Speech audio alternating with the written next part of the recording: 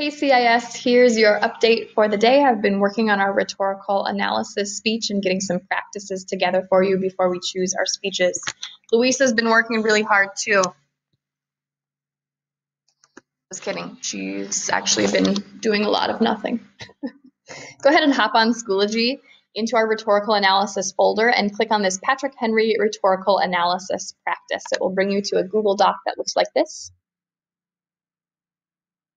Once you've gotten here, you can click File, Make a Copy, so you have your own editable document of this copy, just like this. Now, last week, we spent quite a bit of time learning about rhetoric, learning about persuasive speaking and what makes for a good persuasive speech. We specifically had a focus on ethos, pathos, and logos, the rhetorical triangle, and those, again, are different ways to persuade an audience.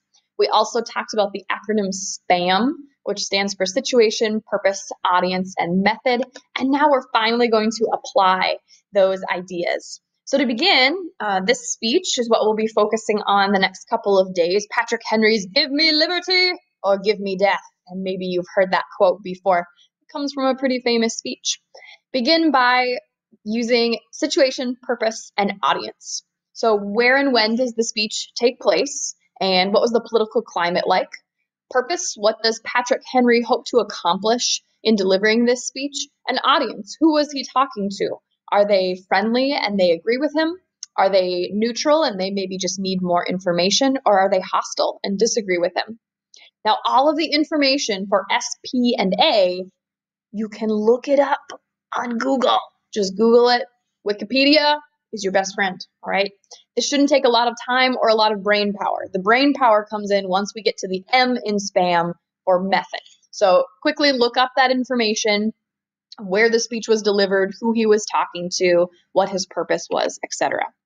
Now, if you scroll down, after you've answered those questions, now we're getting to the brain work. The M in SPAM, method. Our first methods will be ethos, pathos, and logos. I'd like you to highlight them in these different colors.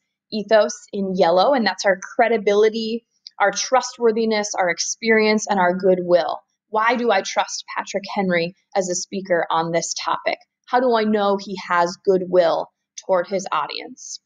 Secondly, pathos, I would like you to highlight in green, and pathos is that emotional appeal. And the emotions in this speech is a lot of anger and a lot of frustration. So look for those emotions as you're listening and reading. And logos is our logical appeal. Logos is often easy to find if the speaker uses numbers or statistics. Well, Patrick Henry doesn't really do that. His logos is just straight out logical reasoning. So look for his logical reasons that he's using to persuade. And then finally, if you see other rhetorical devices, this speech has anaphora, metaphor, allusion, and loads upon loads of rhetorical questions. Man alive, does Patrick Henry love his rhetorical questions.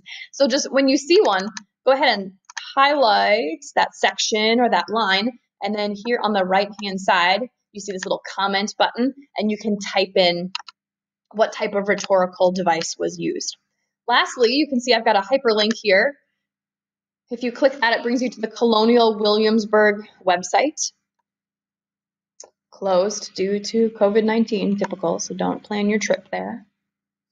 Scroll past this delightful portrait of Patrick Henry until you see the picture of the Patrick Henry impersonator. And then there's a great MP3 here. I believe it's about 7 minutes long.